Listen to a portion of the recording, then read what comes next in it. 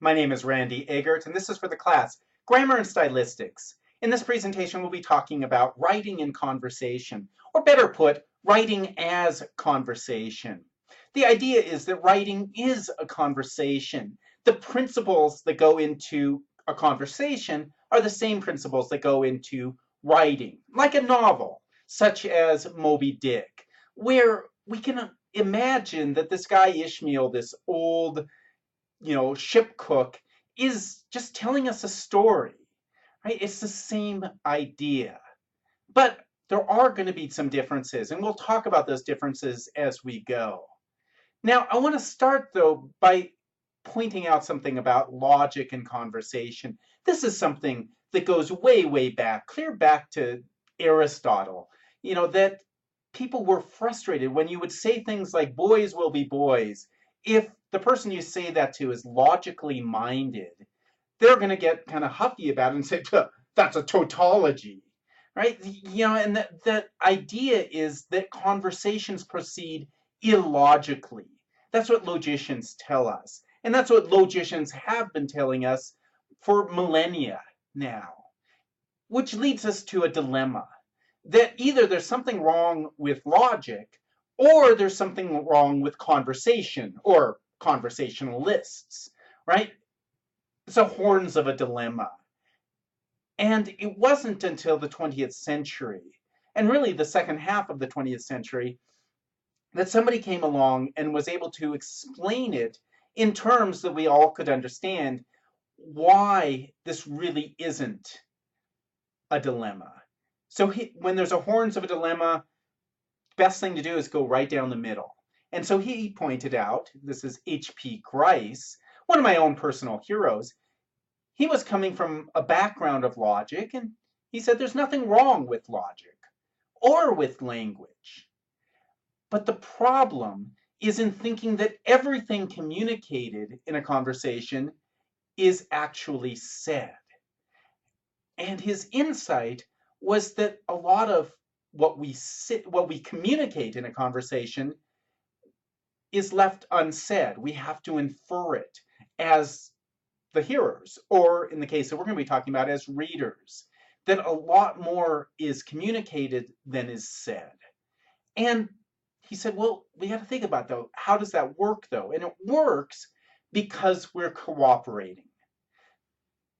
Conversationalists cooperate to achieve their individual goals. That's what the point of a conversation is to cooperate and to achieve goals. I want to communicate something to you. You want to learn. And so we're both trying to achieve these goals by cooperating with each other. That's the idea, is that every part of the interaction is cooperative. But then, of course, he had to go a little bit further and say, well, how is it that we know when a contribution is cooperative? Because, of course, there are interactions that are not cooperative. There are times when people are trying to deceive us, trick us, or there are times when people are trying to obfuscate, or they're trying not to tell us anything, like they're trying not to tell us a secret. Whatever it is, they may not want to cooperate. But a conversation is different. A conversation proceeds with people wanting to cooperate. And so he said there must be some principles, some maxims that they're following. And the first one is the maxim of quality or truth, that when we communicate, when we have a conversation, it's understood that we're going to be telling the truth. The recipient, that is the hearer or the reader, just assumes that we're telling the truth, that we're not trying to deceive them. And that's a pretty good assumption, right? But of course, there's more to it than just that. So the way that Grice puts this is that there's two parts to this, two sub-maxims to the maxim. The first is the simple one: do not say what you believe to be false. All right, fair enough. But of course, that's not enough.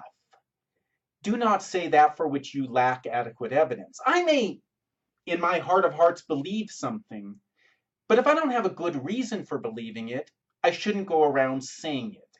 That's the point. Now, different genres of conversation are going to have different thresholds here.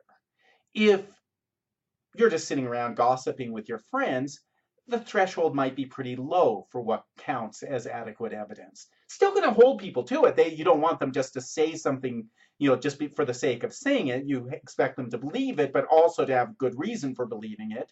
But of course, on a newscast, we're going to hold it to a higher standard. If somebody's writing a blog, we're going to hold them to one standard for evidence. But if they're writing an academic article for a peer-reviewed journal, we're going to hold them to a higher standard there, right? So different situations call for different expectations. This next one is, I think, the most important of all of the maxims. This is the maxim of quantity, and I put in parentheses of information, because sometimes people will confuse this and think that he's talking about the amount of words being used. No, that comes in a different maxim. In this one, he's talking about the quantity of information. And again, there are two sub-maxims.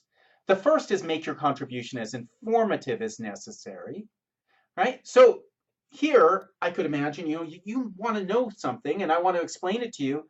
I'm just going to keep talking and talking and talking, giving you as much information as I think might be necessary. And the thing is, if I only followed this sub-maxim, I'd never shut up, just in case something else would be informative for you.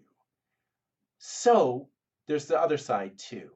Make your contribution no more informative than is necessary. Don't give them too much information, right? Now, if I were to only follow that sub-maxim, I'd never talk, just in case we're not informative to you, right? So the two of them together, though, that's what creates that nice, delicate balance, finding that happy medium. Now, in a face-to-face conversation, it's easy, because if I start giving you too much information, you can say, okay, that's enough, I understand. But if I don't give you enough information, you can say, explain that, right? So there, your feedback helps me to know how to achieve this balance.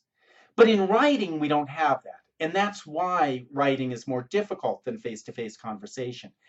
Striking that balance is a challenge, because you've got to be able to put yourself in the reader's position and imagine how much information they need and how much information would be too much.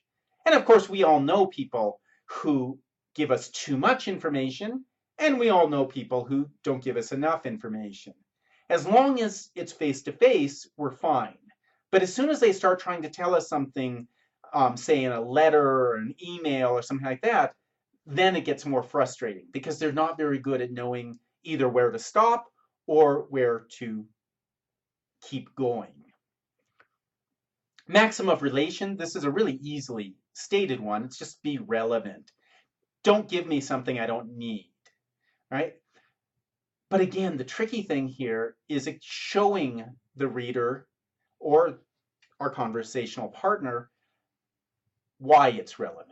And again, in a face-to-face conversation, you get the feedback. If you say something and the person doesn't understand why it's important, then they can say, yeah, what's that got to do with anything? And you go, oh, yeah, let me explain. But in writing, again, we don't have that luxury. And so we've got to try to show them exactly how everything fits together.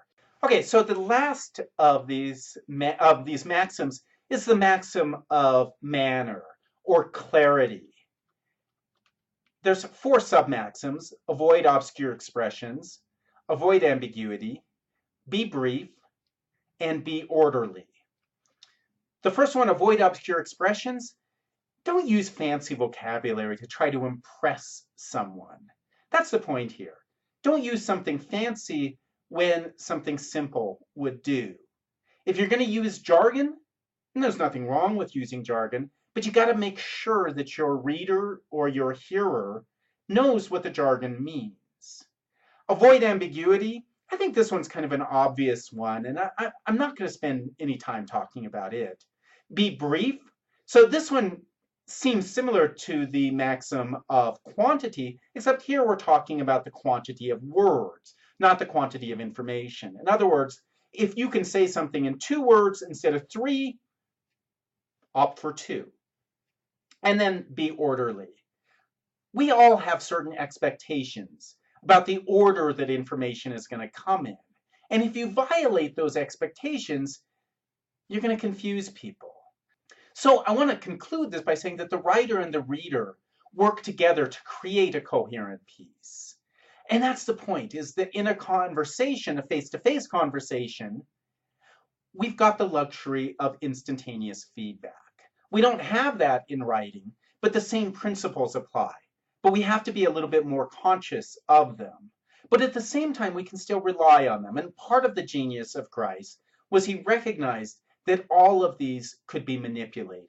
Because readers and listeners assume that we're being cooperative, if you say something that appears to be untrue, they're going to give you the benefit of the doubt that perhaps you're engaging in hyperbole.